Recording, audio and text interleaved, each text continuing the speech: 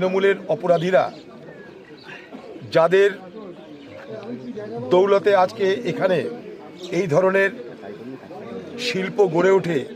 এই ধরনের ব্যবসা গড়ে ওঠে অনিয়ন্ত্রিত, যেখানে কোনো রেগুলেশন নেই, না সেখানটায় ফায়ার ব্রিগেডের কোনো অনুমতির দরকার, না সেখানটায় অগ্নি নির্বাপক ফায়ার এক্সটিংগুইজার যাকে বলি তার কোনো প্রয়োজন, না কি ধরনের কারখানা কি ধরনের বাণিজ্য হচ্ছে তার জন্য বিবরণ,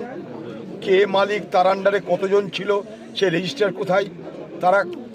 কোথায় ইএসআই ছিল কিনা, ইন্স্যুরেন্স ছিল কিনা, তাদের এমপ্লয়মেন্ট রেজিস্টার কিনা, কিছু জানা নাই। তাহলে শহরের বুকে কিভাবে এরকম শিল্প এরকম বাণিজ্য চলছে যেখানটায় মালিকের কাছে তার কর্মচারীদের তালিকা থাকে না, প্রশাসন জানে না কত কর্মচারী এখানে ছিল, মালিক কে, সে মালিক কোথায় তাও সবাই জানে না, একটা না আরও মালিক তাও আমরা সব জানি না। কি করে তারা এখানটায় অনুমতি পেল, কার দৌলতে, তার কোনো তদন্ত নেই, তার কোনো ব্যাখ্যা নেই। মাঝখান থেকে বাংলার মুখ্যমন্ত্রীকে যখন সব থেকে আগে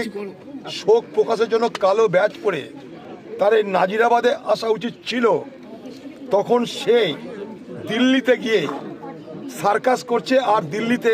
সুপ্রিম কোর্টে হাজিরা দিয়ে তার নাজিরাবাদের যে দায়িত্ব সেই দায়িত্ব পালন থেকে সে পালিয়ে বেড়াচ্ছে। আচ্ছা, কোনো মানুষ বাংলার এটাকে সমর্থন করবেন